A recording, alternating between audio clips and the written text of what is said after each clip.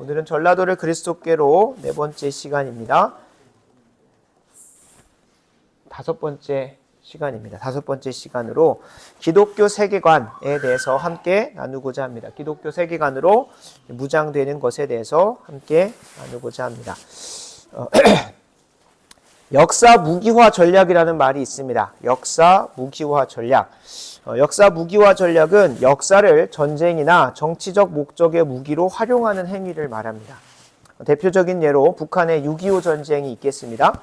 북한은 6.25 전쟁의 해석을 지금 현재 국제적으로 알려져 있는 대로, 그리고 대한민국이 분명히 사실을 적시한 대로 북한을 남침으로 보지 않고 아직도 남침 유도설 혹은 북침이나 북침 유도설로 남침 유도설로 얘기를 합니다.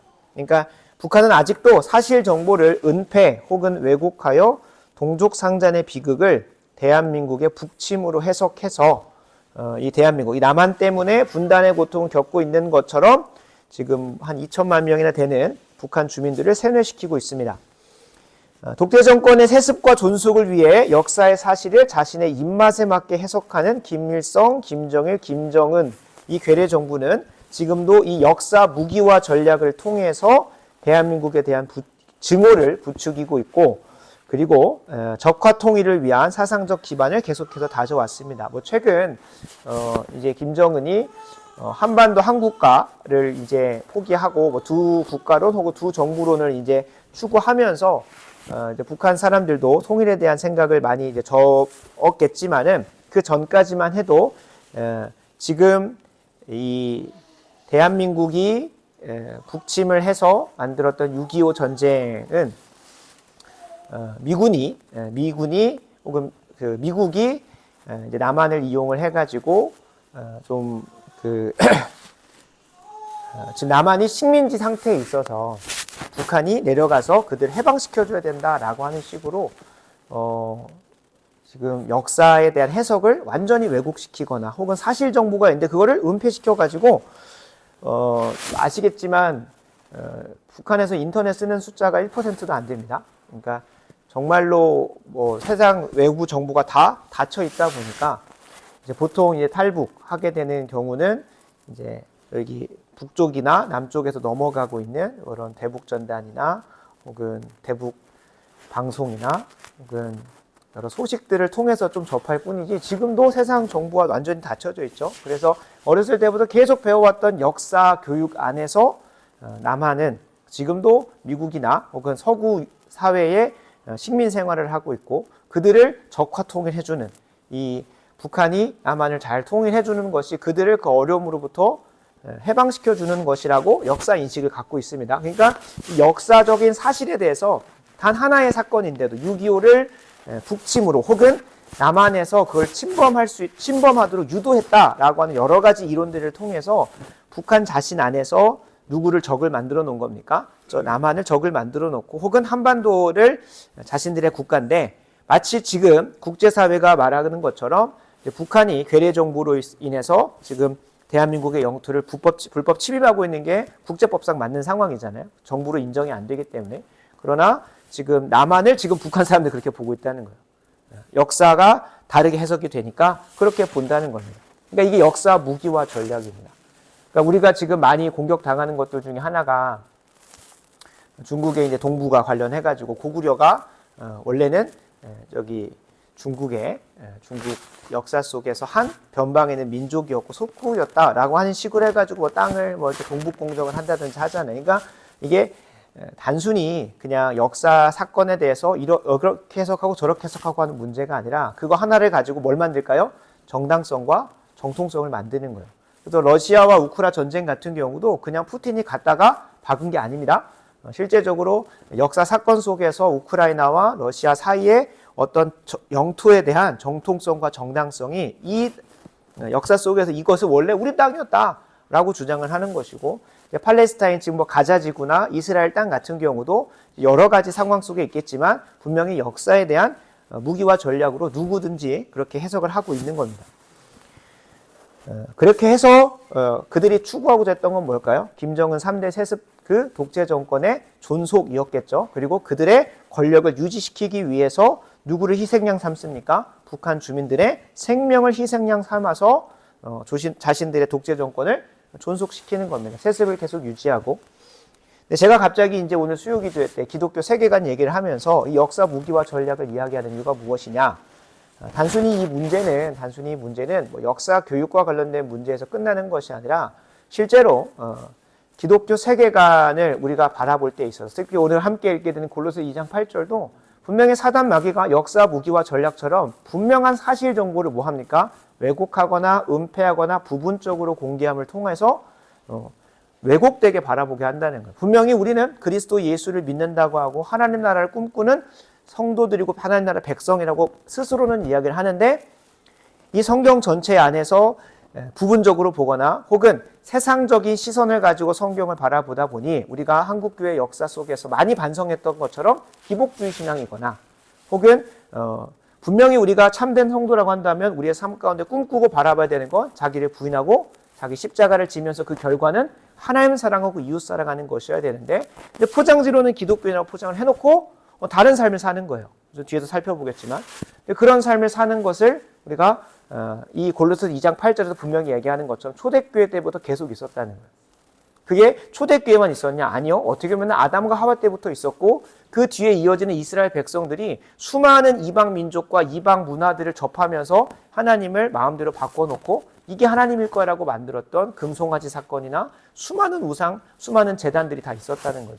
그게 역사로 가면서 지금 이 대한민국 그리고 21세기에서는 역사 무기와 전략처럼 하나의 기존의 역사적 사건을 비틀어 놓고 은폐하고 왜곡함을 통하여 그런 문제들을 일으키는 거예요. 지금도 이 역사 무기와 전략을 통해서 대한민국 안에서도 그런 문제가 일어나고 있어요. 지금 북한은 뭐 노선을 틀었다고 하더라도 이 대한민국 안에서 자생적으로 일어난 공산주의자들, 뭐 종북 주사파라든지 그런 사람들이 각자의 자신의 은사와 전공을 잘 살려가지고 뭐 할까요? 대한민국을 적화통일하려고 하는 최선의 노력을 다 하고 있어요. 이 공산주의는 당연히 반기독교 적그리스도 세력이기 때문에 저희가 분별해야 됩니다. 사실은 이 북한의 이 그 역사 무기와 전략이 1991년에 소련이 붕괴가 되거든요. 그리고 나서 1994년에 러시아 대통령 옐친 대통령이 세워지게 되는데 그때 김영삼 대통령이 러시아에 방문을 해가지고 그때 소련의 극비 문서들을 받게 됩니다. 그래서 인터넷에 옐친 문서라고 치시면 1994년도에 김영삼 대통령이 러시아에 방문함을 통해서 소련 안에 있었던 극비 문서들을 많이 줘요. 다 준 건 아니고 주는데 그때 알게 된 겁니다. 그걸 분석해서. 실제로 소련 안에서 있었던 문서들을 보니까 김일성이 소련의 스탈린하고 중국의 모택동에게 승인을 받아가지고 남침을 분명히 계획하고 실행했던 사실들이 분명히 드러나요. 그래서 1994년 이 문서가 있기 전까지만 어떤 일이 있었냐. 계속해서 역사학계와 언론계를 주류를 잡았던 설이 뭐였을까요? 남한이 북침했다는 거예요. 혹은 남한과 미국, 혹은 미국이 남침을 유도했다는 거예요.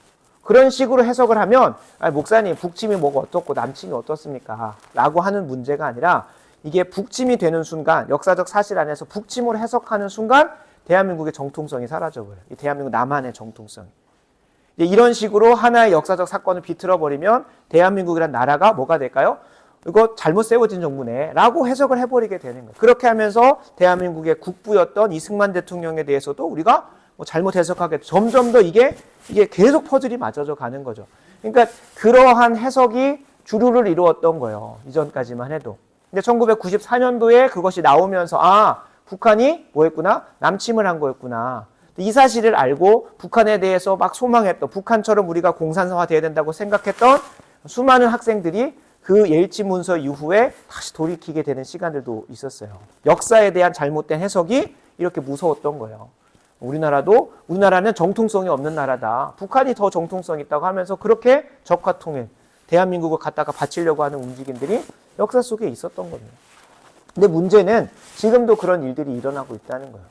실제로 지금 대한민국 안에서 6.25에 대한 해석은 분명히 문서가 나왔기 때문에 부정할 수 없는 외교 문서가 있기 때문에 지금은 기본적으로 남침으로 되어 있습니다. 근데 지금 역사 속에서 해석의 여지가 필요하고 또 분명한 더 사료들이 나와서 더 확실한 역사적 사실을 기록하고 있는데도 대한민국의 정통성과 적통성을 무너뜨리고자 하는 여러 가지 역사적 사건들이 있습니다. 뭐 대표적인 예로 제주 4.3 사건이 있죠. 뒤에 제가 책 다 갖다 놨습니다. 제주 4.3 사건이나 여수 순천 반란 사건 등은 대한민국의 건국을 부정하려고 하는 종북 주사파나 공산주의자들, 적화 통일을 주장하는 사람들이 만들어 놓은 역사적 사건으로 이해할 때가 많아요. 특별히 또 한 가지 문제가 되는 부분 중에 하나가 5.18과 관련된 부분도 있는 것이고, 그래서 역사적 사실이 분명히 드러났는데도 사람들은 본인들이 이미 알고 있었던 본인이 믿고 싶은 대로 그 사실들을 부정해가면서 자신들이 이미 만들어 놓은 세계관과 관점을 가지고 역사를 계속 바라봐요. 그리고 그 안에서 이 대한민국을 바라보다 보니까 이 대한민국은 저주받은 나라, 있어서는 안 됐을 나라, 이렇게 막 바라보기도 한다는 거예요. 안타깝죠. 이 역사적 사실 하나를 잘못 해석하게 되면 그것의 연쇄 반응으로 일어나서 내가 오늘을 살아가고 자유롭게 살아가는 대한민국에 대한 삶도 저주하고 하게 되는 겁니다. 그래서 기독교인들은 분명히 이 사실들을 분별할 줄 알아야 됩니다. 단순히 이게 대한민국의 역사라서 우리가 잘 알아야 된다라는 수준이 아니라 조금 더 깊게 들어가 보면, 제가 지금 이제 석사 과정을 밟고 있기도 하고 향후에 좀 학적으로 조금 더 실력을 갖추게 되면 이 공산주의의 대한민국의 한반도의 적화와 관련된 부분과 또 한국교의 핍박과 박해와 관련된 부분들을 연구해가지고 좀 그 강의도 해보려고 하고 있습니다. 그러니까 이게 연관성이 있다는 거죠. 밝혀내야 되는 부분들도 있는 것이고, 분명히 이 적그리스도 세력의 가장 앞잡이 이제 3대 대장이 있죠. 역사 속에서 로마 카톨릭이 적그리스도 세력이고, 그 다음으로 지금은 엄청 판을 찍은 전 세계적으로 뭘까요?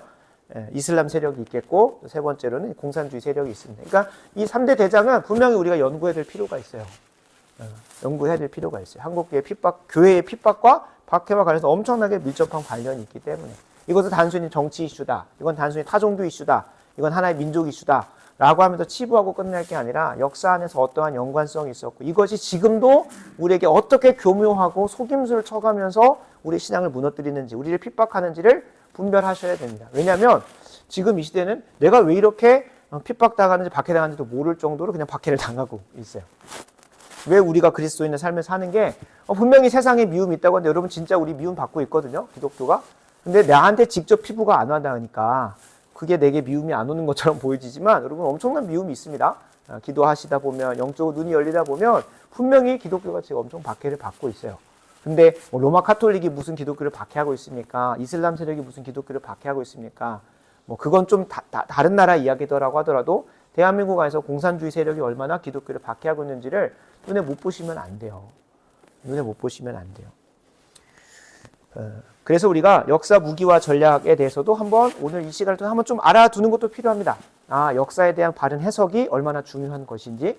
똑같죠? 이스라엘 민족에 대한 해석도 똑같습니다. 이 성경을 믿지 못하시는 분들 중에 좀 여러 부류가 있겠지만 그 중에 하나는 아니 이스라엘 민족하고 우리나라하고 무슨 상관이 있습니까? 라고 생각을 하시는 분들이 이 성경 읽지를 못합니다. 우리하고 전혀 상관도 없는 민족의 이야기가 나의 삶하고 무슨 상관이 있는가? 이런 질문하고 있으신 분도 있으실 것 같습니다. 왜 이스라엘 민족에게 우리가 읽어야 됩니까? 이스라엘 민족의 역사하고 그들의 태동인데 이게 나하고 무슨 상관이 있는 거예요? 왜 그럴까요? 이스라엘 민족이 중요한 게 아니라 이스라엘 민족에게 역사하고 계신 하나님이 어떠한 분이신지는 변하지 않는다는 거예요. 그들에게 역사하신 동일한 하나님이, 그 하나님이 우리 하나님이시고 나의 하나님이시기 때문에 이들에게 역사되어졌던 것, 그 한 사람 한 사람이 우리가 주목할 게 아니라, 그래서 우리가 다윗이 엄청나다, 바울이 그게 중요한 게 아니에요. 다윗과 바울을 어떻게 하나님께서 구원시켜 가시고 빚어 가시고 그를 통하여 하나님의 역사를 이루어 가시는지 그걸 보는 거예요. 그래서 우리가 성경을 읽는 건 다윗 정말 멋지다, 다윗처럼 살 거야, 그게 아니에요. 다윗을 위대하게 만들었던 그 하나님을 믿음으로 가는 거죠. 그죠? 그래서 하나님께서 이스라엘 민족을 선택하셨고 그 이스라엘 민족에게 신실하게 역사해왔던 것처럼 누구에게도 하실 것이다. 바로 나에게도 하실 것이다. 그 믿음을 가지고 우리가 성경 안에서 하나님을 발견하는 거예요. 그러니까 이스라엘 민족만 보고 있으면 이게 나하고 아무 상관이 없는 거죠. 그래서 참 그거는 어리석은 질문입니다. 어리석은 질문. 우리가 이스라엘 민족하고 전혀 상관이 없죠. 그러나 분명한 것은 이스라엘 민족에게 역사하신 그 하나님, 그러니까 성경을 보는 관점도 이렇게 중요한 거예요. 그러니까 제가 오늘 계속해서 어떤 걸 이렇게 보는 관점이 중요하다고 말하는 이유는 우리가 결론부터 말씀을 드리면 기독교 세계관 하면 엄청나게 거창한 것처럼 보이고 마치 지성인들만, 마치 뭐 공부 좀 했던 사람들만, 열심히 뭐 연구하려고 하는 사람들만 기독교 세계관을 배우고 무장하고 내 것으로 만들어야 된다고 생각하는데요. 결론에서 말씀드릴 거지만 분명한 것은 우리 그리스도인의 삶 자체가 그냥 기독교 세계관적이어야 되는 겁니다. 기독교 세계관의 카테고리로 들어가는 게 뭐예요? 기독교와 정치. 그러니까 정치 영역에서 그리스도인은 어떻게 사는 것이 하나님의 뜻에 부합하는가. 로마서 12장 1장을 말하고 있습니다. 그러므로 형제들아 내가 하나님의 모든 자비하심으로 너희를 구원해. 너희가 구원받은 그 은혜로 너에게 강력하게 권하는데 뭐라고 말합니까? 하나님의 선하시고 기뻐하시고 온전하신 뜻이 뭐, 이건 12장 2절이네요. 너희 몸을 거룩한 산 제물로 드리는데 이것이 너희가 드릴 마땅한 예배인데 12장 2절은 뭐라고 말합니까? 너 하나님의 선하시고 기뻐하시고 온전하신 뜻이 무엇인지 분별하여 살아내라는 거예요. 그러니까 내 오늘에 맡겨진 이 하루를 살아내는 학교의 삶에서 어떻게 살아내는 것이 하나님의 기뻐하시고 선하시고 온전하신 뜻인가? 그 앞에 뭐라고 나옵니까? 이 세대를 본받지 말고. 이 세상 사람들이 바라보는 것대로 사는 게 아니라 하나님이 너에게 요구하시는 오늘의 삶을 살기 위하여 너는 무엇이 하나님의 선하신 뜻이고 무엇이 하나님의 기뻐하신 뜻이고 무엇이 하나님의 온전하신 뜻인지를 분별하라는 거예요. 그러니까 모든 그리스도인들은 항상 뭐 해야 됩니까? 기독교 세계관적으로 사고를 해야 되는 거예요. 그러니까 아무런 사고 없이 우리가 임하다 보면 내가 세상 사람인지 아닌지 분별도 안 되는 거예요. 그래서 우리는 기독교 세계관으로 무장을 해야 되는 겁니다. 지금까지 못했다면, 지금까지 아무런 생각 없이 살았다면 여러분 둘 중에 하나입니다. 내가 하나님이 분명하게 계속 뜻을 가르쳐 주는데도 불순종하고 불충했던지 아니면 뒤에 거는 말하지 않겠습니다. 내가 세상 사람이든지 둘 중에 하나겠죠. 그러니까 그거에 관심이 없는 거예요. 그리스도인답게 살고 그리스도인답게 생활하고 하나님의 뜻이 무엇인지를 분별하는 게 전혀 관심이 없다. 그러면 세상 사람이죠. 그게 어떻게 그리스도인이라고 하겠습니까? 적어도 그리스도인이라고 한다면 오늘 하루를 살아내는 내게 맡기신 가정, 학교, 일터, 그리고 수많은 사회관계, 그리고 내가 속한 이 나라와 민족, 그리고 이 시대, 그리고 이 열방, 이 가운데에 하나님의 선하시고 기뻐하시고 온전하신 뜻이 무엇인지 분별하려고 하는 그런 마음이 있어야 되는 거예요. 근데 그것마저 그것대로 가려고 하는데 못한다. 그럼 뭐 하는 겁니까? 불순종하고 있는 거고 불충한 거죠. 그래서 그 단어를 안 썼을 뿐이지 그리스도인들은 마땅히 그렇게 살아가야 한다는 거예요. 그게 우리가 전라도를 그리스도교를 정리하면서 첫 번째 시간에 썼던 것처럼 예배와 관련된 거예요.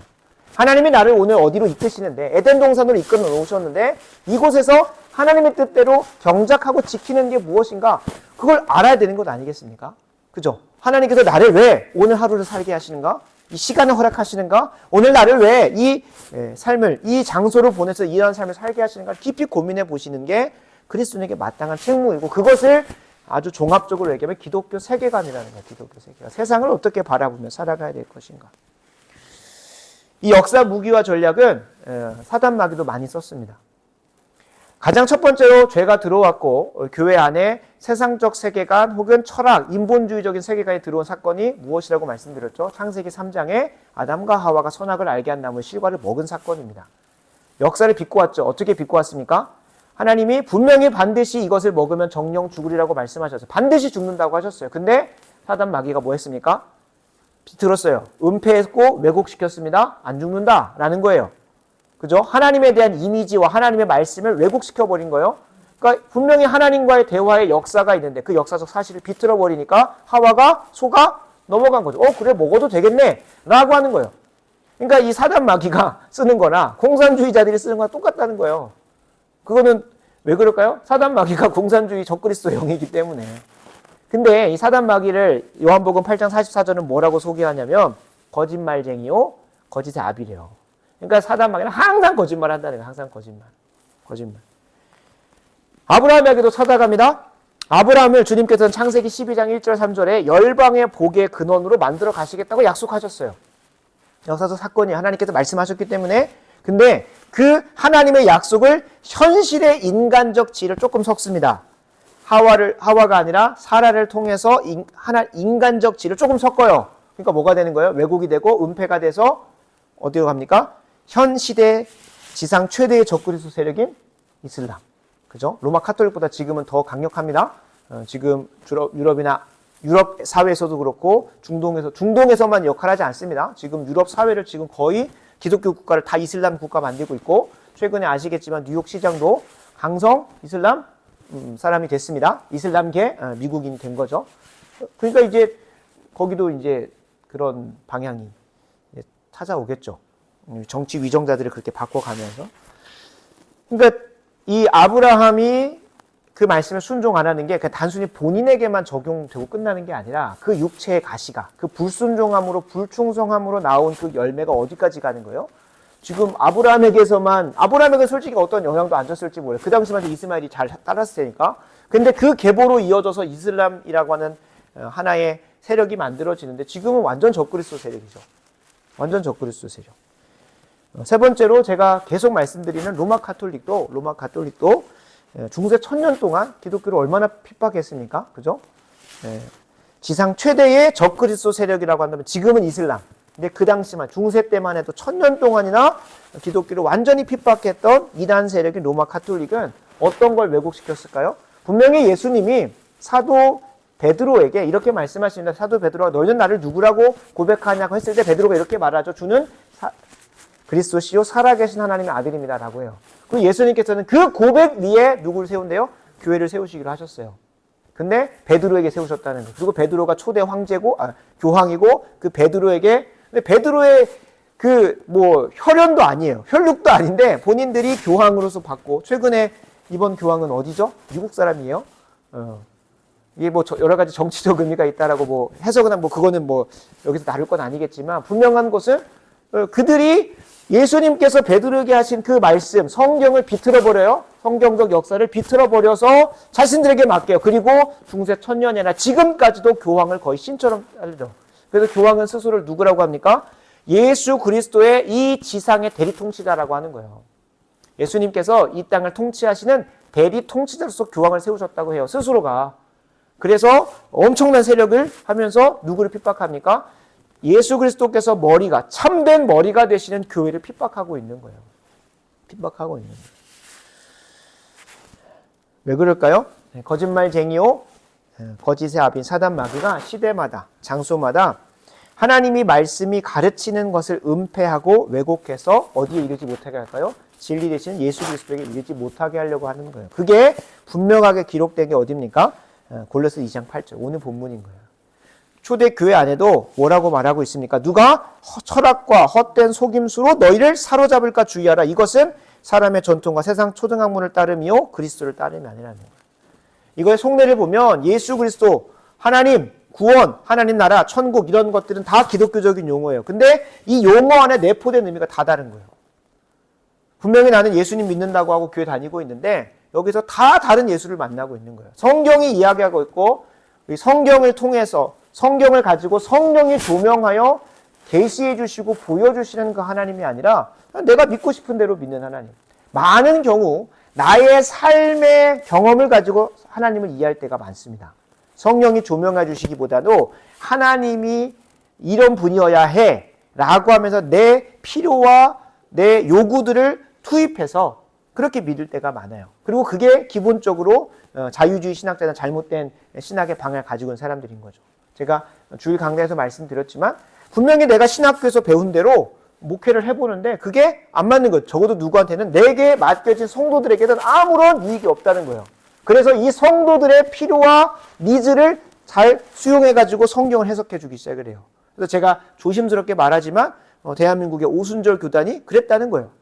조윤기 목사님의 평전에도 있어요.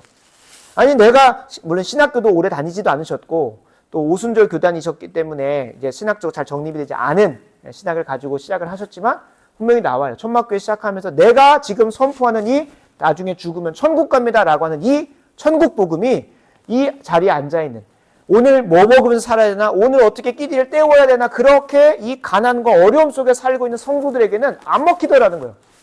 그러니까 뭘로 바꿔버리는 거예요? 그들에게 필요한 거.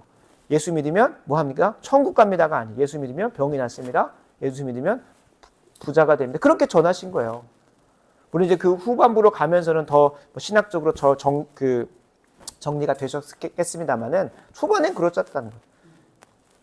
그러니까 우리나라 대한민국 초기에 신학이 아직 형성이 되지 않았을 때는 그렇게 조금 엇나갈 수 있었던 방향들이 많이 있었죠. 근데 우리가 그럴 때가 많다는 거예요. 목회자만이 아니라 우리 한 개개인이 여기서 똑같은 말씀을 듣는데도 본인이 원하는 말씀만 뭐합니까? 스크랩해가지고 하나의 하나님을 만들어놓고 내가 믿고 싶은 대로 믿겠다는 거예요.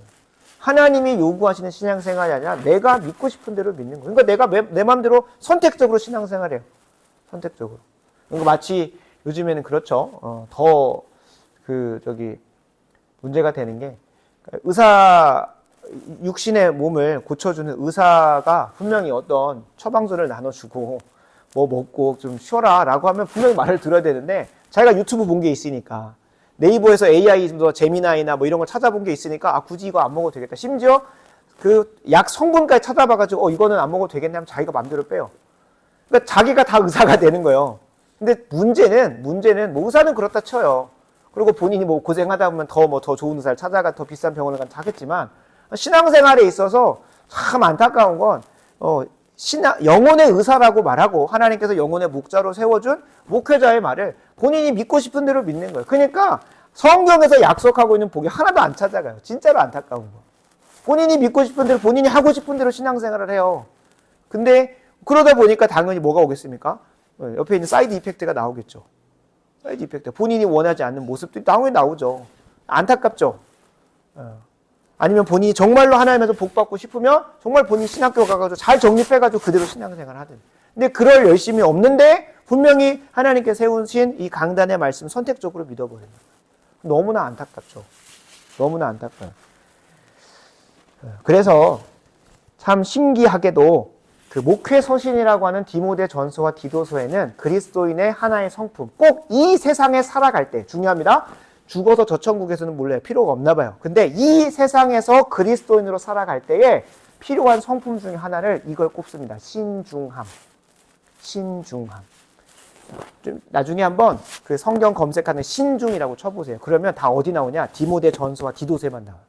디도서하고 디모데 전서 목회 서신이라고 하거든요. 이제 목회자만 읽으라는 건 아닌데 목회자들이 성도들을 양육하고 바른 길로 인도할 때에 이런 것들을 중점적으로 해야 된다고 하는 거예요. 그리고 목회자에게 정말로 강력하게 요구하는 하나의 성품이 있다면 그게 신중함이에요. 이게 진짜로 하나님의 선하시고 기뻐하시고 온전하신 뜻인지 뭐 해야 돼요? 분별하는 신중함이 필요한 거예요. 가벼울 수가 없는 거예요. 그냥 그렇게 살아 라고 하는 게 아니라 과연 성경이 그걸 그렇게 얘기하고 있나?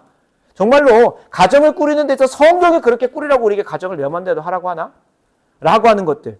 아니 꼭 저렇게 피곤하게 살아야 되나? 그럴 수밖에 없죠. 우리가 어떠한 물품을 하나 살 때도 지금은 로켓 배송이 있으니까 시켰다가 반품하고 하면 돼요. 근데 이전까지만 해도 뭘까요? 로켓 배송이 없었을 때는 사면 반품비가 아까워서도 그냥 쓰는 거예요.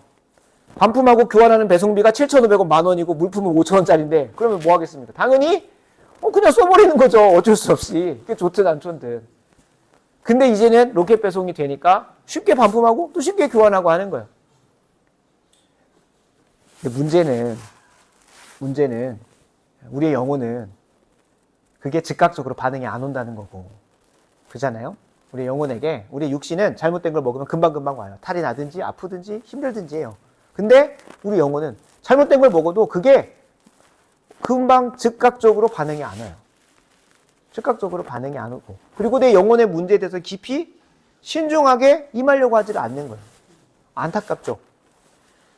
그래서 목회 서신이라고 하는 디모데 전서와 디모데 후서에 그렇게 그토록 신중함을 강력하게 요구하고 있는 것 같아요. 디도서에도 1장 8절에 보면 이제 감독 혹은 목회자에게 신중해야 된다라고 분명히 얘기하고요. 뭐 늙은 남자, 젊은 여자, 젊은 남자 등등 모두에게 한 번씩은 다 모든 성도에게 신중함을 요구하고 있어요. 이 세상에 사는 데 있어서. 왜 그럴까요? 주님 다시 오시는 그날이 가까울수록 그리고 이 골로새 2장 8절도 얘기하고 있고 초대교회뿐만 아니라 구약에 있는 수많은 교회들도 다 이방 문화가 들어오고 사단 마귀가 그들을 통하여 뭐 합니까? 교회 안에서 나는 예수님 믿어, 나는 하나님 믿어 라고 말은 하지만 그 안에 뭘 가르치고 있어요? 철학과 헛된 속임수라고 있는 거예요. 디모데후서 3장 14절은 더 강력하게 얘기합니다.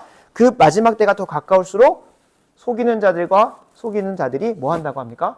스스로도 속고 다른 사람도 속인다는 거예요. 얼마나 열심히 속인다고 합니까? 그러니까 사단 마귀의 그 별명이 뭔가요? 거짓말쟁이. 거짓의 아비. 그래서 그들을 통하여 미혹하고 잘못된 길로 가는 거예요. 근데 옛날에는 대놓고 거짓말하니까 들켰죠. 근데 지금은 계시록 13장에 나오는 것처럼 겉모습은 어린 양이에요. 겉모습은 종교 지도자고 목회자인데 그의 입술 가운데 나오는 것이 무엇입니까? 미혹의 영인 거예요. 그래서 요한일서 4장 1절도 얘기하죠. 사랑하는 자들아 영을 다 믿지 말라. 우리 지난번 기독교 세계관 할 때 나눴잖아요. 영을 다 믿지 말라. 뭐 하랍니까? 오직 영들이 이 가운데 선포되는 성령의 역사가 하나님께 속하였는지 아닌지를 뭐하라? 분별하래. 말씀 읽어드리겠습니다. 요한일서 4장 1절. 한번 찾아볼까요? 요한일서 4장 1절. 요한일서 4장 1절을 다 찾으신 줄로 알고 이 시간 좀 합독해보도록 하겠습니다. 요한일서 4장 1절 같이 읽습니다. 사랑하는 자들아 영을 다 믿지 말고 오직 영들이 하나님께 속하였나 분별하라. 많은 거짓 선지자가 세상에 나왔습니다. 아멘. 분명히 교회 안에 거짓 선지자가 있다는 거예요. 고린도서 2장 8절도 무엇을 얘기해요? 그 거짓 선지자들을 어떻게 하냐? 분명히 그리스도라는 걸 얘기를 해요. 근데 그리스도를 따르는 게 아니라 어떤 걸 거기 넣어놓는다는 거예요? 철학과 헛된 속임수와 세상의 초등학문과 사람의 전통을 넣어놓고 그걸 따르게 만든다는 거예요.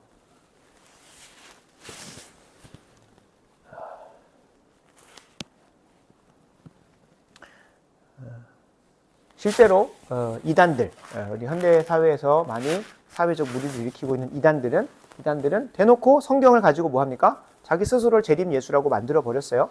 그러니까 그건 좀 분명하게 드러나요. 뭐 하나님의 교회든 신천지든 분명히 그렇게 자신을 드러내죠. 더 문제는 뭐라고요? 교회 안에서 분명히 목회자인데 그 안에서 나오는 선포되는 말씀이 어디로 이끌어 가는 겁니까?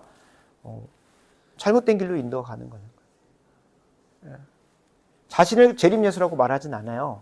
그리고 같이 함께 하나님 나라를 이루어가자, 같이 함께 하나님의 영광을 위해 살자라고 하는 포장진 해놓는데 거기서 실천적으로 나오는 적용들이나 열매들을 보면 이게 뭐 교회가 아니라 다른 공동체랑 별반 다를 것이 없는 방향으로 가는 것입니다. 뭐 제가 구체적으로 써오긴 했는데 계속 뭐 공산주의 얘기하면 별로 안 좋아하실 것 같기도 하고 대표적으로 구약의 희년 혹은 사도행전 2장 4장에 나온 초대교회 유무상통 자신의 물건들을 팔아서 다른 사람 섬기는 거 봐라 초대 공산사회 아니냐라고 하면서 교회도 그래야 한다는 거예요. 그러면서 자연스럽게 어떻게 만들어버립니까? 죄라고 하는 개념을 가진 자, 부한 자, 높은 자 이런 사람들을 죄인으로 만들어버리는 거예요. 그 사람들을 뭐 하는 겁니까? 역사 속에서 숙청시키는 것이 역사 속에서 죄인으로 낙인 찍어가지고 뭐 하는 거예요? 자신들의 부를 포기하게 만드는 거예요. 근데 이게 여러분 결과적으로 어떤 결과를 나왔을까요? 높은 데 안 올라가고 여러분 하나님 나라 섬기려면 분명히 돈 필요합니다. 누군가는 수고해서 그 돈으로 교회도 세우고 해야 돼요. 그냥 갑자기 뽕 생기는 게 아닙니다. 우리가 너무나 추상적으로 생각해요. 근데 교회 안에서 높이 올라가면 안 된다. 부를 가지는 건 죄다. 이런 식으로 표현을 해버리면 어떻게 될까요? 사람들이 그걸 추구를 안 해요. 문제는 그것 자체를 추구하는 게 목적이지. 그거를 목적 삼고 추구하는 게 문제지. 그걸 통하여 하나님 영광 위에 하겠다. 물론 이것 또한 포장해놓고 자신의 사욕과 사리사욕을 채우려고 하는 게 많아서 문제긴 하지만 분명한 것은 하나님께서 위대하게 썼던 사람들 보면 정치 위정자들 엄청 많습니다. 뭐 대표적으로 아브라함 링컨도 있고 윌리엄 위버포스도 있고 우리 대한민국에는 뭐 이승만 대통령도 있고 많아요. 그렇게 위대하게 쓰신 분들이. 그럼 그분들은 항상 낮은 곳으로 내려가고 모든 걸 다 포기하고 다 퍼줬어야 될까요? 아니요. 내게 주신 은사가 그 부한 것들을 가지고 하나님 영광 드러내는 하나님의 계획과 주권과 질서 가운데 있다면 그거 풍성하게 쓰는 겁니다.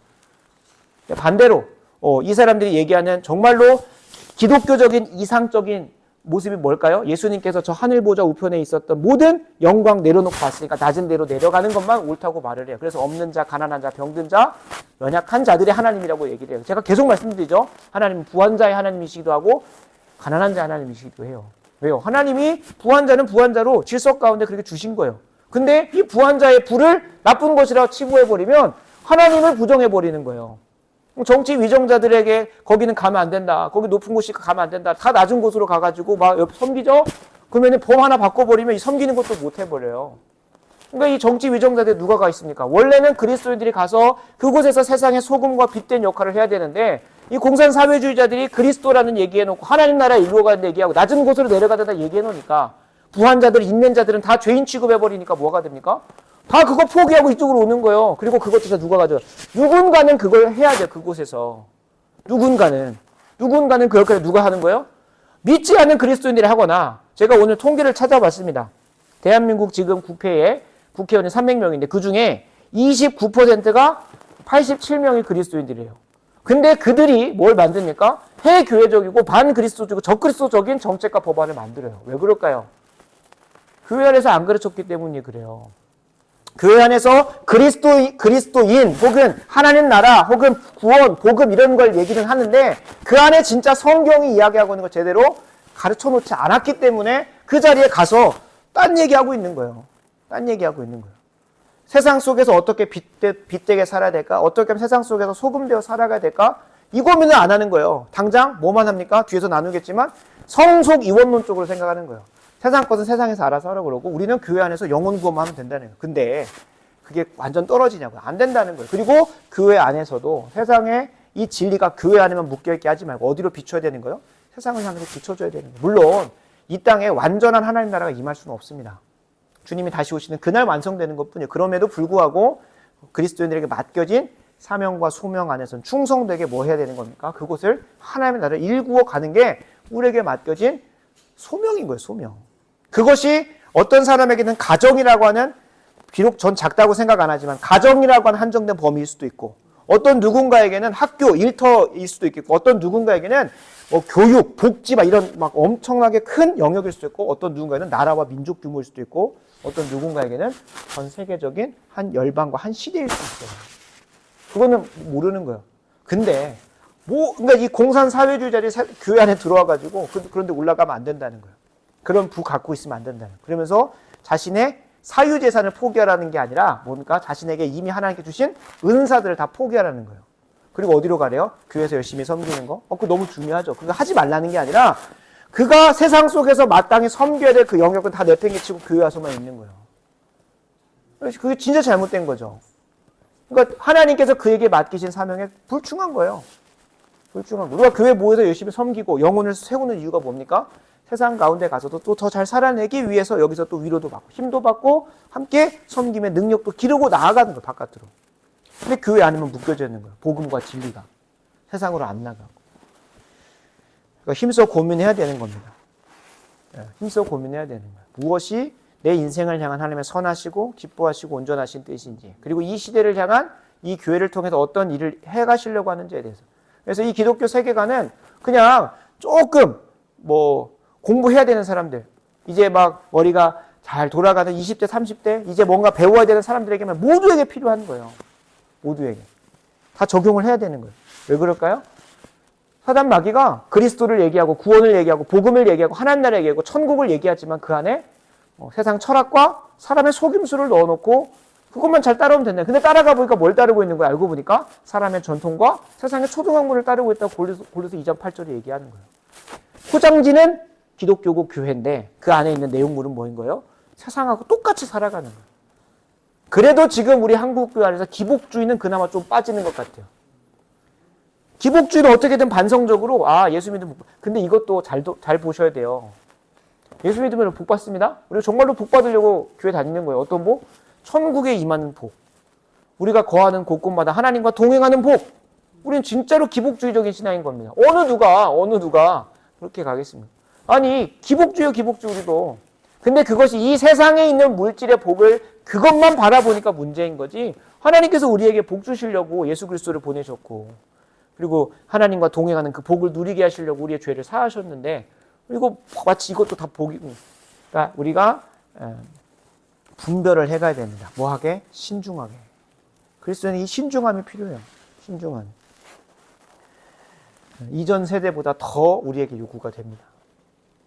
디모데후서 3장 13절 얘기하는 것처럼 이제 악한 사람들과 속이는 자들이 더욱 악화해져서 속이기도 하고 속인다고 했잖아요.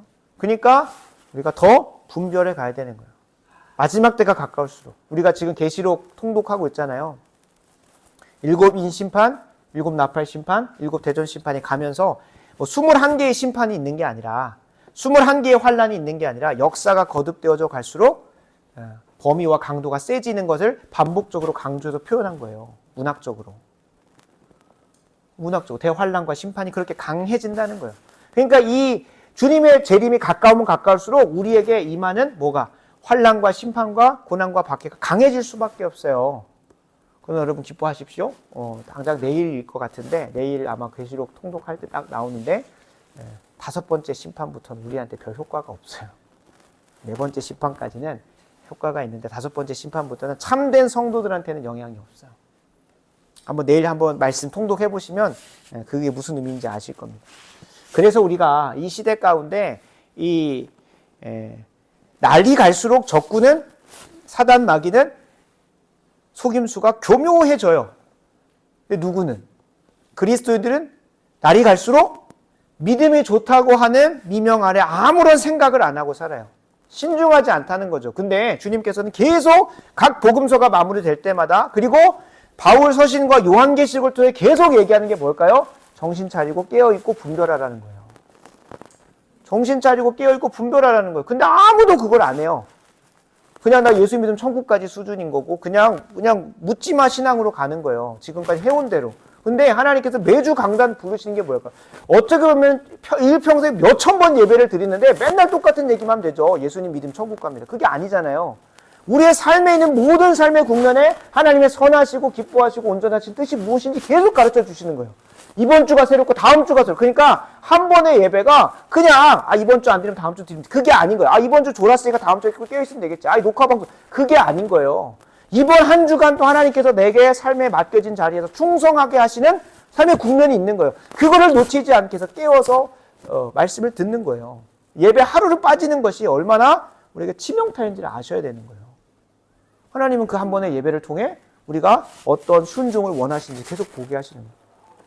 우리에게 그게 정말로 필요합니다. 기독교 세계관으로 그냥 나의 삶에 한 개인의 삶에만이 아니라 내게 속한 가정은 어떻게 적용하게 하실지 어떤 또 내게 일터는 어떻게 변화시켜 가실지 이런 것들을 깊이 고민하셔야 돼요. 그래서 우리가 이 마지막 때에 신중하고 분별하려면 이 적군들을 더 많이 알아가려고 하면 안 됩니다. 제가 거듭 말씀드리는 거지만 이 가짜, 위조, 짝퉁을 분별하려면 뭘 해야 됩니까? 진짜를 제대로 알아야 되는 거예요. 진짜 하나님이 우리에게 계시해 주시고 보여주시는 게 정확하게 뭔지를 알면 다른 것들은 다 보이기 시작을 하는 거예요. 물론 그 진짜를 더 잘 배우기 위해서 역사 속에서 드러났었던 이단들, 가짜들, 짝퉁들을 다 보면서 가면 더 선명해지겠죠. 그래서 우리가 이 외적인 것들도 살펴는 보지만 핵심은 기독교 세계관이 정확하게 무엇인지를 분명히 알아가는 게 필요해요. 그래서 저는 어떤 성도님이 그렇게 얘기하더라고요. 아니 기독교 세계가 너무 먼 얘기 아니냐. 아니요. 우리의 삶하고 너무나 밀접해 있는 거예요. 이거 그냥 단순히 어느 정도 성도님들이 수가 늘어나고 또 제자훈련이 잘 된 교회에서만 할 게 아니라 항상 해야 되는 거예요. 항상 해야 되는 거예요. 그리고 이걸 더 잘하려면 어떻게 해야 될까요? 내가 나를 위해 살려고 하면은 솔직히 게을러져요. 근데 내가 누군가를 섬겨야 되고 가르쳐야 된다고 한다면 어떻게 될까요? 내 것이 돼요. 실제로 내 것이 돼. 내가 누군가에게 복음을 전도하려고 하면 복음을 내가 잘 이해하고 묵상하고 알아야 돼요. 그렇지 않으면 전하기가 어렵습니다. 그러니까 전도를 해야만 내가 복음 안에서 뭐가 되는 걸까요? 더 내 영혼이 분별이 되어져 가는 거예요. 그러니까 내가 가지고 있는 신앙적인 얘기를 누군가에게 안 나누잖아요. 그럼 내 거 절대 안 됩니다. 그래서 제가 제자훈련을 하면 항상 시키는 게 있습니다. 항상 이번 주일날 들은 말씀을 믿는 사람이든 믿지 않는 사람이 설명을 해줘라. 그 사람이 이해하게끔. 그러면 그 사람에게 잘 이해하게끔 하려면 내가 엄청나게 고민을 하고 묵상을 해야 돼. 그냥 듣고 끝나는 게 아니에요.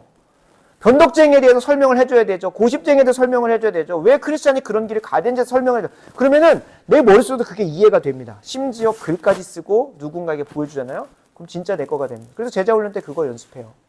그냥 단순히 제가 과제 검사해가지고도 벌금 내게 하려고 하는 게 아니라 그 말씀이 이전까지는 그냥 바람에 나는 겨와 같이 그냥 날아가 버리는 거예요. 한 주간 하고 지나가 버리는 거예요. 그냥 그날 읽고 마치 오늘의 운세 펴봤고 내가 원하는 말씀을 덮어버리고 끝나는 게 아니라 이 하나님께서 창세전부터 오늘, 내일, 이번 주 계속해서 선포하시는 그 말씀이 다 뭐가 될까요? 하나의 꼬챙이로 내 인생이라고 하는 이순종이라는 인생 안에서 그 모든 국면으로 연결이 되는 그러니까 지난날 읽었던 말씀이 금방 잊혀지지 않아요.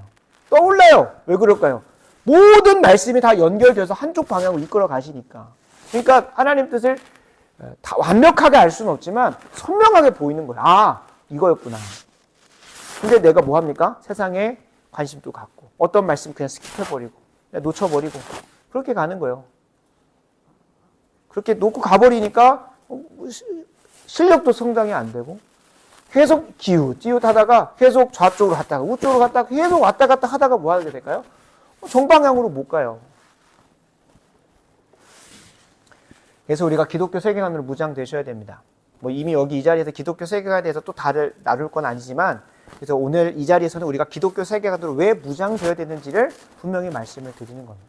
기독교 세계관에 대해서도 금요일날 계속 하고 있잖아요. 하나하나씩 정리해 가는 거예요.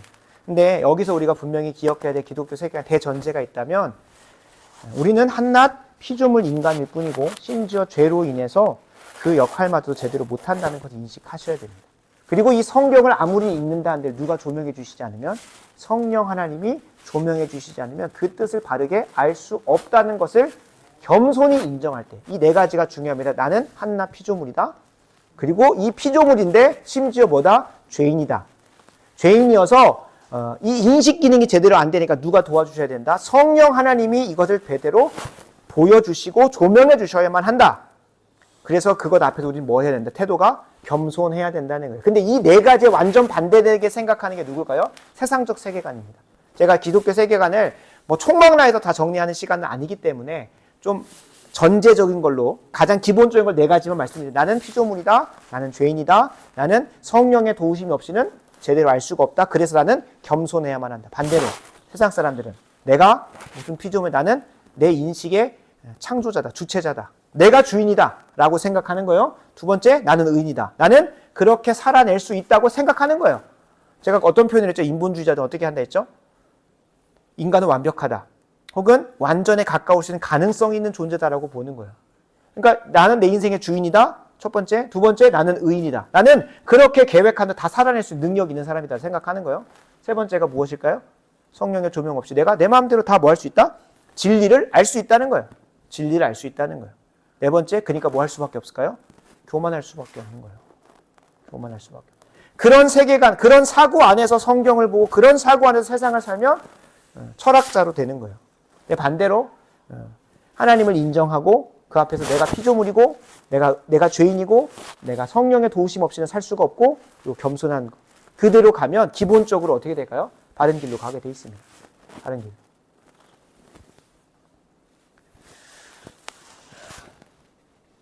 그래서 세상 사람들이 기독교 신앙을 받아들일 수 없는 이유도 나는 내가 내 인생의 주인이고 나는 의롭게 잘 살고 있고 나는 진리를 잘 이해하고 있고 심지어 교만하니까 기독교 신앙을 받아들일 수 없어. 왜요? 반대를 요구하니까. 너는 피조물이고 너는 죄인이고 너는 아무것도 알 수 없고 할 수도 없고 심지어 겸손해야 된다고 하니까 받아들일 수가 없는 거예요. 기독교 신앙을. 그러니까 뭐 해버립니까? 기독교 신앙을 핍박하고 박해하고 미워해버리는 거죠.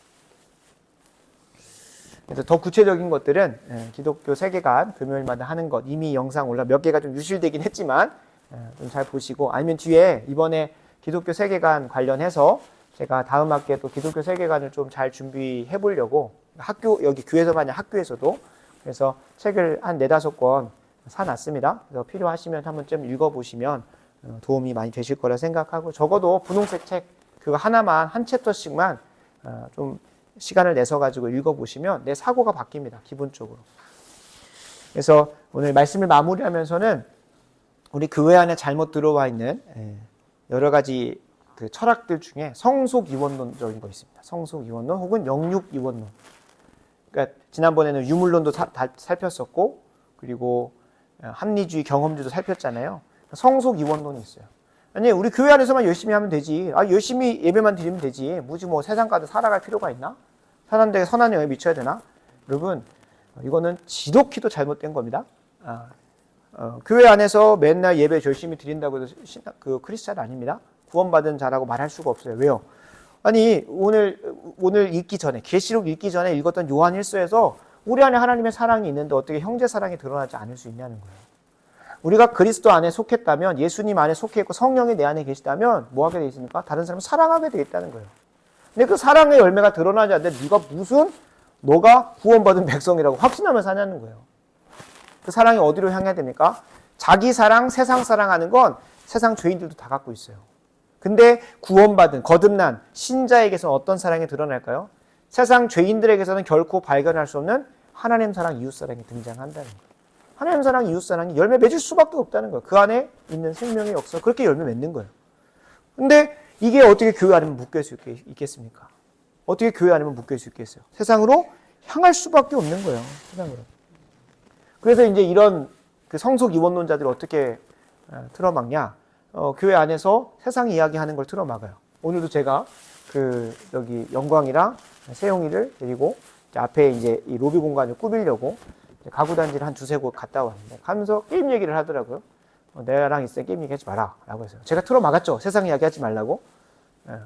이런 걸 얘기하는 게 아니에요. 게임 얘기 해야죠. 근데 그 게임을 어떻게 끊을 수 있을까? 그 게임에 중독되어 있는 친구들 어떻게 바른 길로 인도할 수 있을까? 이런 고민하면 너무나 좋습니다. 아니 교회 안에서 똑같이 세상 사람들하고 뭐 주식 얘기하고 뭐 게임 얘기하고 나라 이슈 얘기하고 이런 얘기하면 뭐합니까? 거기서 더 나아가야 되는 건 뭐예요? 그들을 사랑하게 해서 하나님을 사랑해서 이들을 어떻게 섬길 수 있을까를 고민하는 그런 얘기가 나와야 되는 게 교회 안에서 이루어져야 되는 대화인 거예요. 근데 뭐가 어색합니까? 하나님 사랑하고 이웃 사랑하자는 얘기하면은 엄청난 용기를 내가지고 한마디 해야 되는 거예요. 그거 진짜로 이상한 겁니다. 진짜로 이상한 거예요. 아니 이번 주 말씀 어떻게 들었어? 그런 걸 왜 물어? 그렇게 하는 것 자체가 내가 죄인이라는 표현은 그렇고 안 믿는 사람은 별반 다를 게 없는 거예요. 이번 주일 말씀에 계속 머릿속 상고하면서 이 말씀 내게 왜 하셨지? 왜 하셨지? 깊이 뭐처럼 시편 1편 말씀처럼 주야로 그것을 묵상해가지고 내 삶 가운데 실천해내는 걸 위해서 고민하는 거예요.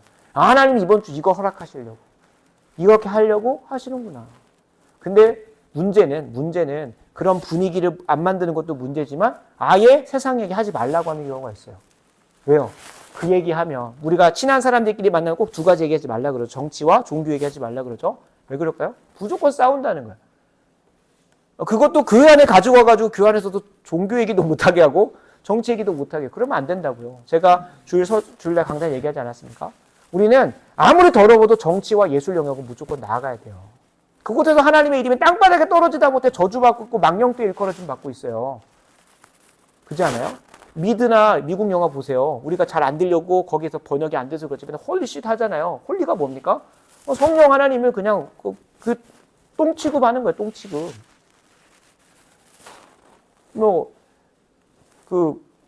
입에 담기도 어려운 욕들을 얼마나 하나님 이름 가지고 넣어가지고 막 엄청나게 합니까? 근데 그걸 똑같이 따라하고 있는 거예요.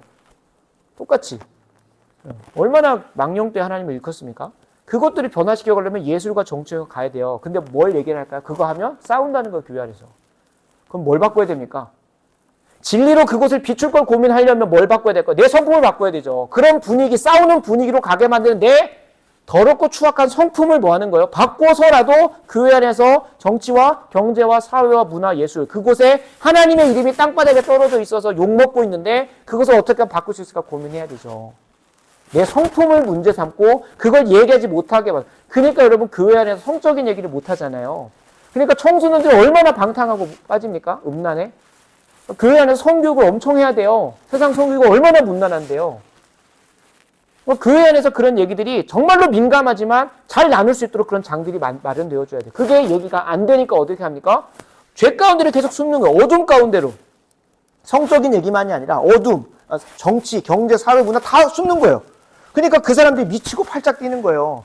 교회 와가지고 이것들을 가지고 어떻게 이해하게 될지를 같이 함께 싸워보고 기도를 부탁해야 되는데 자신의 삶을 나눠본 적도 없죠. 말씀 가지고 묵상해 본 적도 없죠. 그리고 심지어는 내게 맡겨진 삶의 자리에서 어떻게 살아낼지에 대해서 한 번도 실제적으로 들어본 적이 없는 거예요. 근데 누구는 세상 미디어와 세상 문화는 하나하나 다 가르쳐 주는 거예요. 어떻게 하면 음란의 죄를 범죄할 수 있는지, 어떻게 하면은 하나님의 이름을 망령되 그거는 학습하지 않아도 될 정도로 자연스럽게 가르쳐줘요. 자연스럽게. 왜요? 게임하다 보면 사람 얼마나 죽입니까? 아, 이거 사람 찔리면 죽는구나. 자연스럽게 살인을 배워요. 자연스럽게. 그러니까 이게 진짜로 세상은 얼마나 쉽게 그들을 가르치는지 몰라요. 그럼 거기에 대해서 우리는 대항하려면 엄청나게 더 고민해야 되는 거예요. 이게 성속 이원론의 기본적인 예시입니다. 그러니까 우리가 자연스럽게 교회 안에서 이미 해왔던 문화대로 가면 계속 거슬러야 되는 거예요. 계속 거슬러야 되는 거예요. 너무나 익숙해져 있어서 내게 불편함을 주는 거다? 그럼 이게 진짜 성경적인 건지, 성경적으로 나에게 불편함을 주는 건지 봐야 된다고. 그래서 신중하고 분별해야 돼요. 저도 이런 위치 이런 거 뭐 와가지고 어떤 성도님들 입장에서 그렇게 생각할 수 있습니다. 아니야 본인이 보기에 디자인 쪽으로 안 좋아. 저 디자인 전혀 모릅니다. 성경적으로 강대상의 위치가 어디여야 되는지는 알아요. 그래서 바꾼 거예요. 근데 뭐 디자인 감각이 있고 뭐가 있고 해서 그런 거 전혀 안. 저 액자 왜 저기다 붙였을까요?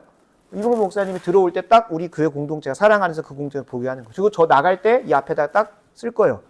우리가 요한일서 나오는 것처럼 하나님 사랑인데 형제 사랑 안 하면 되거든. 그러니까 딱 말씀을 듣고 나가는 순간 그 말씀을 맞아. 나 이 발걸음을 나가고 나서 세상 가운데 어떻게 살아야 되는지를 그 말씀을 통해서 인자로 그걸 써놓을 거예요. 그냥 아무런 그냥 뭐 공간 구조적으로 그렇게 쓰면 좋겠다. 그게 아니에요. 다 신학적으로 의미를 두는 거예요. 신학적 성경적으로 해보려고. 그게 틀렸다면 다시 또 바꾸는 거죠. 성경 안에서 이 감동 안에서 가보려고. 그게 성속 이원론을 파쇄해버리는 거예요. 교회 안에서만 열심히 교회 섬기는 게. 저는 여러분 그래서 교회 안에 계속 있는 걸 별로 좋아하지도 않습니다. 그 핑계 대면서 뭐 하려고요? 저는 교회 열심히 섬기는데요. 하나님이 또 뭐 하다 왔냐 하실지 몰라요. 저는 그런 핑계 대고 싶지 않아서 저 대학부 섬길 때도 대학부 친구들한테 교회 막 오지 말라고 했어요. 최소한도로. 근데 본인들이 168시간 중에 뭐 하루 이틀 넣는 것 가지고 교회만 맨날 묶여 있는 것 같다 그런 얘기를. 그렇게라도 거기 닻을 안 내려놓으면 어떻게 될까요? 세상으로 유리하다가 배회하다 떠나버려요. 그러니까 교회에다가 묶어두는 거죠. 그 정도 최소한의 시간을. 세상 가운데 살아내야 돼요. 성속 이원론적인 걸 파쇄해야 됩니다.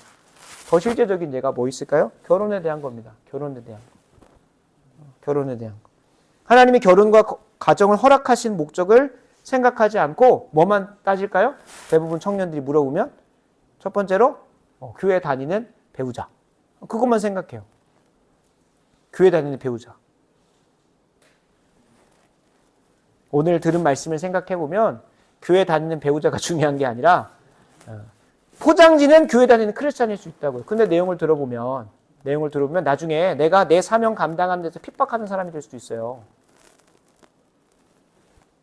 자기 의에 사로잡혀가지고 교회 안에서 철학자로 살아가면서 그리스도인들이 핍박하는 가정 안에서 아주 강력하게 핍박하는 최대의 적이 될 수 있다고요. 그러니까 왜 내가 교회 다니는 사람을 만나려고 하는지에 대해서 더 깊이 물어봐야 되는 거예요. 아니 그거 하나면 된대요. 그리고 나머지 2번째부터 100번째까지는 다 세상 정욕, 육신의 정욕, 안목의 정욕, 이생의 자랑 다 갖다 놓고 첫 번째 교회 다니는 여자이기만, 교회 다니는 남자이기만 하면 되는 그런 목적 가지고 사는 거예요. 왜 교회를 다녀야 되는지, 그 교회를 다닌다고 하면 어떤 것들이 분명한 표지로 드러내는지 그런 고민 하나도 안 하잖아요. 그러니까 우리가 기독교 세계관을 단순히 이건 어려운 거야 라고 하기에는 여러분 이게 단순히 이걸 잘하면 하나님 영광 받습니다 수준이 아니에요. 하나님 영광 드러내며 사는 삶을 살 때만이 내 인생이 제대로 살아갈 수 있어요. 그러니까 이게 같이 가는 거예요. 하나님 영광 위에 살 때만 우리가 뭐하게 살 수 있는 겁니까? 가장 영광스럽게 살 수 있는 거예요. 그렇기 때문에 힘써 고민하는 거예요. 제가 쿠팡 얘기를 계속 드리고 육신에게 좋은 건강 제품들은 그렇게 깊이 고민하면서 내 영혼에게 정말 필요한 거. 여러분 한번 뭐 하면 결정하면 물을 수가 없는 거잖아요. 결혼이나 가정이나. 그렇지 않습니까?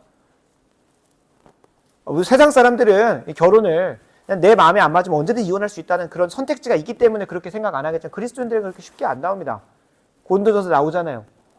믿지 않는 남편하고 결혼했어도 그거 끝까지 가라는 거예요. 그냥 그 사람이 나를 뭐 때리는 이유가 돼도 그거 뭐 할 수 없다? 이혼할 수 없다고 분명히 나와요. 어떤 이혼의 사유가 없어요. 이혼의 사유가 한 3가지 정도로, 재혼인가 이혼의 사유가 3가지 정도 등장하는 걸로 알고 있는데 이렇게 함부로 할 수 있는 게 아니에요. 그러니까 진짜 깊이 고민해 봐야 되는 거예요. 저도 결혼 준비하고 연애 준비하면서 최소한 기독교 세계관 쪽으로 연애와 가정, 결혼 준비하는 책 4-5권을 읽었어요. 그러면서 거기에서 성경적인 거 잘 정리해가지고 저도 적용하면서 갖고 다른 사람들 가르쳤어요. 제 것이 되고 제가 그것이 실천이 돼요. 그래서 말씀을 드립니다. 기독교 세계관은 거창하게 얘기해서 세계관이고 뭐 아카데미고 이런 표현을 하지 그냥 모든 그리스도인이라고 한다면 뭐 하는 거예요? 무조건 학습하시고 습득하셔서 내 삶에 적용하시며 살아가셔야 돼요. 그러니까 그리스도인의 신앙생활이 삶이 그냥 기독교 세계관인 거예요. 기독교 세계가. 그래서 고민하시라는 겁니다. 그래서 고민하셔야 되는. 그리고 이것을 내게 진짜로 무장시키고 적용시키는 유일한 방법은 다른 사람을 섬기려고 다른 사람을 가르치기 위해서 내가 할 때. 실제로 이번 주 월요일 날 서울에 있는 서울 김포 쪽에 있는 조아름 성도님 이승희 전도사 가정에 신방을 하고 왔는데 나눠주는 간증이 이거예요. 동섭이란 친구와 승환이란 친구를 신앙을 가르치기 위해서 사도신경을 제가 수요기도 때 했던 거 하나씩 들으면서 또 교재를 가지고 가르치다 보니까 자신의 신앙이 더 정립이 되는 걸 얘기해요. 당연히 그 은혜가 그들에게도 흘러갔기 때문에 어떤 열매를 맺을지는 모르겠지만 일단 가장 첫 번째로는 그것을 가르치고 있고 섬기고 있던 내가 채워지고 변화되는 걸 경험했다고 얘기를 나눠주더라고요. 기독교 신앙은 나는 그냥 항상 섬김받을래 라고 하면 아무런 성장을 이룰 수가 없고요. 그거는 그리스도인이라고 말할 수가 없는 겁니다. 왜요? 그리스도인의 본질 자체가 뭐예요? 하나님 사랑하고 이웃 사랑하는 걸로 가게 돼 있어요. 하나님 사랑하고 이웃 사랑하면 다른 사람을 사랑하고 섬길 만한 실력을 기르기 위해서 가만히 못 있습니다. 적어도 교회 안에서 누군가를 가르치고 섬기기 위해서 누군가 식사 대접을 하려면 뭐 해야 될까요? 유튜브를 보고서라도 음식을 준비를 해야 되는 거예요. 그렇게 해서라도 누군가를 섬겨가는 거예요. 그러다 보면 뭐가 됩니까? 나는 이 사람 섬기려고 했는데 뭐가 될까요? 내 요리 실력이 길러져 있는 거예요. 그게 여러분 신비 아니겠습니까? 나는 이 사람을 섬기려고만 했는데 그 섬기려다 보니 내 실력이 길러져 있는 거예요. 그런데 어느새 높아져 있는 거죠. 착하고 충성된 자가 네가 적은 일에 충성하시니 이게 주인의 즐거움에 참여하잖아요. 어떤 사람이 주인의 즐거움에 참여할까요? 주인의 자리에 올라갔을 때 아무런 실력이 없어 봐요. 그러면 그 사람에겐 지옥입니다. 아무런 경영 수업 받지 않고 이재용 사장의 그 자리에 올라가 있으면 한 번의 선택으로 수십만 명 혹은 전 세계적인 반도체 산업에서 핸드폰 산업에서 뭐가 될까요? 완전히 망할 수도 있는 거예요. 한 번의 잘못된 선택으로 실력이 없으면 주인의 즐거움, 그 회장의 자리에서 그것을 만끽하고 즐길 수 있는 사람은 누굴까요? 그만한 실력이 있는 사람이에요. 그만한 실력. 예수님도 우리 섬기셨습니다. 어떻게 섬기셨을까요? 마가복음 10장 45절 분명히 얘기합니다. 우리를 섬기러 오셨다고. 어떤 섬김하셨어요? 십자가의 구원에 섬김하셨어요. 근데 제가요 여러분들을 위해서 죽을 수 없습니다. 죽어봤자 개죽음인 거예요. 왜요? 저는 여러분들을 섬길 수 있는 실력이 없기 때문에. 그러나 예수 그리스도는 우리의 구원자 되신 예수 그리스도는 뭐 할 수 있는 실력이 있기 때문에 온 인류의 죄를 대속할 수 있는 실력이 있고 능력이 있기 때문에 섬기신 거예요. 그래서 우리가 분명히 기억해야 될 것은 기독교 세계관 이것은 그냥 딴 나라 먼 나라 얘기 그냥 목사님이 알아서 하시고 뭐 어떤 아카데미를 하든 뭐 알아서 하시고 그게 아니에요. 지금 기도 중에는 내년에는 시작을 안 할 예정입니다. 내년에는 이 두 번째 있는 제자 훈련 정확하게 하고 정말로 실력이 갖춰지고 우리 훈련된 사람들이 마음 모아서 3년 차쯤 됐을 때 기독교 세계관 아카데미도 열고 또 이 지역사회를 섬길 수 있는 성경적 가정교육, 성경적 성교육, 성경적 재적 이미 강사 3분은 섭외가 됐습니다. 언제든 불러주시면 온다고.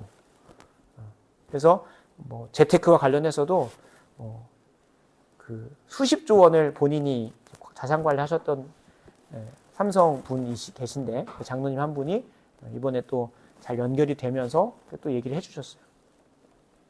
그래서 우리가 분명히 기억해야 될 것은 다른 사람을 섬기기 위해서라도 혹은 내가 잘 되기 위해서라도 기독교 세계관으로 무장되셔야 돼요. 무장되셔야 돼요. 내가 오늘 하루를 살아내는 데일리 루틴에 대한 것으로 공부를 하는 것으로 이게 성경적인 공부일까? 이게 성경적인 학업 생활일까? 이게 성경적인 가정 생활일까? 자녀 생활일까? 다 깊이 고민해 보셔야 돼요. 그러면 내가 그것 안에서 순종해보고 적용해보는 게 기독교 실천 아니겠습니까? 기독교 신앙생활인 거예요. 신앙생활. 그렇게 하나하나 축적되어지다 보면 실력이 길러져요. 그럼 누군가에게 가르칠 수준도 되고 누군가를 섬길 수 있는 수준이 되는 거예요. 하나님은 그렇게 우리를 빚어가십니다. 그냥 앉아가지고 맨날 뭐 이게 공부만 한다고 되는 게 아니더라고요. 누군가를 위해서 죽어도 보고 섬겨도 보고 눈물도 흘려보고 씨름도 해보면서 그러다 보면 잘하는 거예요. 우리 아이 키울 때 1년차, 2년차 키우다 보면 뭐가 될까요? 서툴어서 때로는 아이를 망치기도 하고 뭐 아프기도 하겠지만 어떻게 될까요? 자녀를 기르는 실력이 길러져 가는 거예요. 둘째 때 다르고 셋째 때 다르다고 하더라고요. 그러니까 분명한 것은 내게 오늘 맡겨진 그 삶의 자리에서 충성되게 다만 신중하고 분별해 가면서 이게 진짜로 성경적인 걸까? 이게 진짜로 하나님이 기뻐하시고 선하시고 온전하신 뜻일까? 그걸 묻는 그 습관이 뭐가 하게 만드는 걸까요? 방금 얘기했던 것처럼 나는 피조물밖에 안 된다. 항상 이 질문 던지는 거예요. 하나님의 선하시고 기뻐하시고 온전하신 뜻인가? 어떤 선택을 할 때 있어 하나님의 선하시고 기뻐하시고 온전하신 뜻인가? 라고 신중함으로 묻고 기도하면서 에라 모르겠다 던지는 게 아니라 성경을 읽어보고 성경 속에서 그리고 기독교 신앙의 선배들이 써놨던 세계관 책을 읽으면서 정리를 해보는 거예요. 이거는 좀 그 시대에 맞는 것 같아. 지금은 아닌 진리는 아닌 것 같아. 그 사람의 경험담일 뿐이지. 이것도 성경을 통해서 분별해 가는 거죠. 그렇게 하면서 내게 적용을 해가다 보면 어느새 다른 누군가를 또 섬길 수 있는 실력으로 자라가 있을 것이고 당연히 내 삶에서는 주인의 즐거움이 넘치고 있겠죠.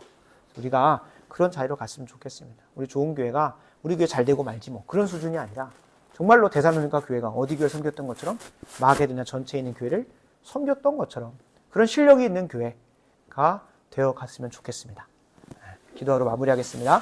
아버지 하나님 감사합니다. 하나님 우리 좋은 교회가 새로운 이름으로 새로운 여정으로 나아가는 데 있어서 더 좋은 사랑의 교회에 걸맞는 비전과 또 꿈을 그리고 실력들을 갖추려고 이번 해 말까지 수요기도회 가운데 말씀을 나누게 됩니다. 하나님 우리가 지난날 수고하지 않았고 집중하지 않아서 알게 모르게 지었던 죄악과 불충함을 용서하여 주시사 이제라도 하나님 내게 맡기신 삶의 자리에서 무엇이 하나님의 선하시고 기뻐하시고 온전하신 뜻이 무엇인지를 분별하며 순종하며 신중함으로 나아가는 우리 모든 좋은 교회 성도들 될 수 있도록 도와주시옵소서. 그리하여 그 삶의 축적 속에 실력이 길러지게 하시고 내 인생만 잘 살고 잘 먹는 인생이 아니라 하나님께서 그리스도인들에게 마땅히 요구하시는 것처럼 하나님 사랑하고 내게 맡겨진 이웃을 사랑하는 그런 자리까지 나아가는 우리 모든 좋은 교회 성도들 될 수 있도록 은혜 더하여 주시옵소서. 이를 위하여 우리 한 사람 한 사람의 실력을 기르는 2026년 될 수 있도록 도와주시기를 소원하며 우리 구주 되시는 예수님의 이름으로 간절히 기도드립니다. 아멘.